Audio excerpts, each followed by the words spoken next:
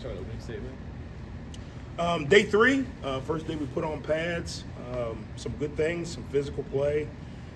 Did a really good job of attacking the ball from a defensive perspective. We were able to convert. We put in situations today, so got to some third down situations. We were able to convert some. We were able to get some stopped. Still got to get our conditioning, prepared to make it the distance so we can continue to execute late in the game. But really good start. Really good start from a 3-day install perspective. Still got a ways to go by all means. But we're putting the pieces together. You're starting to see some guys string together, 2 or 3 periods in a row of good play right now. Obviously, we got to, finish, but a really good start. Obviously, there's a big difference between no pads and pads, but what are you looking for on this particular day now that you have that transition? Yeah, to me, it's about how to practice. You can put on pads and just start, flying around and diving and jumping at each other. That's not how you play the game. To me, the way we train, we should be able to play at the same intensity because of our technique and fundamentals with pads or without pads. Obviously, there's a physical, tackling perspective. We haven't gotten to that, but we're looking for more fundamentals of how to tackle, approach angles, blocking fundamentals, good base, hands inside. You should be able to do those things with or without pads. I thought the transition, I've been some places where as soon as you put on pads, it turns into WWE. That didn't happen today, which was good. We still got to be able to carry over some of those things. Some of the younger guys get into I'm going to hit this guy really hard and my approach angles are off. That's how you miss tackles in games. But for the most part, I think they've handled, how we've progressed, from no pads to pads really well. Is your weekend, is there anybody that has stood out to you that you've liked that may have surprised you at this point? Not really surprised, but, some of the guys that we expected to be playing at a really high level are doing a really good job. I don't like calling names because they'll watch it and they won't retweet it because I didn't say their name, and they'll be ready to transfer because I didn't mention them. But some of the guys that we've had expectations for, the receiver DB competition is really, really good right now.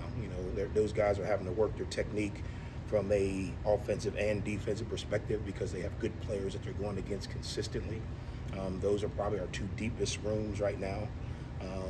From an O-line standpoint, we've got some guys who have been really consistent from one drill to the next. Typically with the bigs, as the day goes on, they get a little more tired, but some guys have been really consistent. Not perfect, but you can see them trying to take the right steps, trying to use their hands in the right perspective.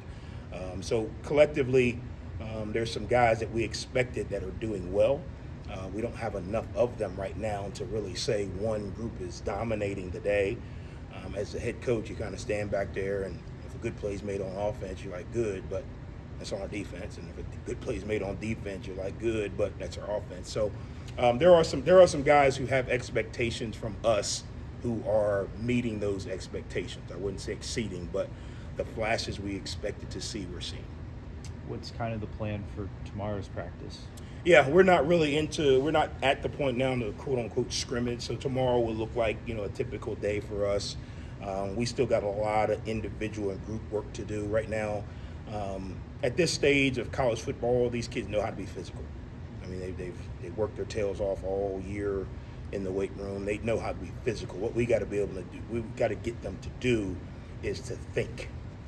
A smarter player is a better player. So regardless of how fast you are, regardless of how strong you are, if you can't think and execute, you can't play for us. So that's what we're trying to get them to do right now. We got a lot of fundamental work that we're working, a lot of drills and indie drills and part whole teaching. So tomorrow we'll kind of mirror that. Next week we'll kind of, scrimmage. When we say scrimmage, we'll run some plays that aren't scripted and kind of see if guys can handle first down, second down, third down, move the chains, that whole nine. And just health-wise, where are you guys at after a week? I kind of wanted to ask this on Monday, but is there anybody that you're without this spring? Yeah, no. I mean, we ain't good enough to get anybody hurt, so that's been a good thing. We ain't deep enough to get anybody hurt. That's a good thing. And I think, again, part of it is we did a lot of teaching in the winter of how to practice. Typically, when you get guys injured, guys are on the ground, there's a pile, and somebody gets rolled up. We did a lot of teaching guys how to move efficiently. how to use their hands, how to move their feet. So we've been able, and this is generally speaking, to stay off the ground. There's not a lot of guys torquing each other. We spend a lot of time teaching them how to play football. I know that sounds very elementary, but you don't make plays on the ground, and you don't make plays by trying to sling a guy or using bad techniques. So we spend a lot of time forcing guys what techniques to use. If you're not using the right technique, I don't care if you made a good play or not.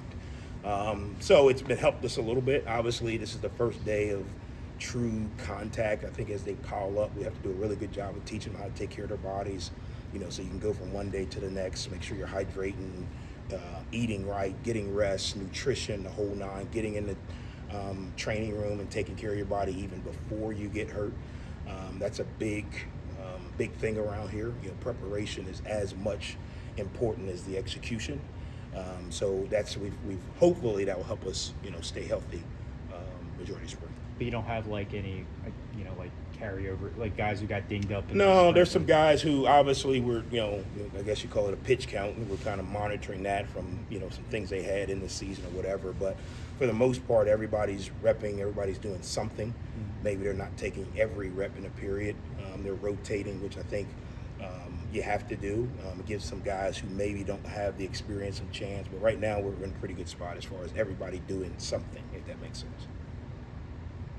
Any other questions? Who you got in March Madness? To be honest, it's actually embarrassing because my wife is a former college basketball coach and basketball savant. My 12-year-old son is on the AAU circuit. He's like one of the top 200 players at 12 years old. I don't know how you rate that, but he is. And I couldn't tell you 5 teams in the tournament. And I know that sounds like, he's working so much. He doesn't. No, I really couldn't. Typically, I'll see it, when it gets down to the Final Four. Wish all the teams luck and safety as they prepare, but I would be remiss to even begin to name a team, and you'd look at me like I was crazy because they're probably not in it. All right. Thanks, Coach. Appreciate Yep. the honor. Thanks.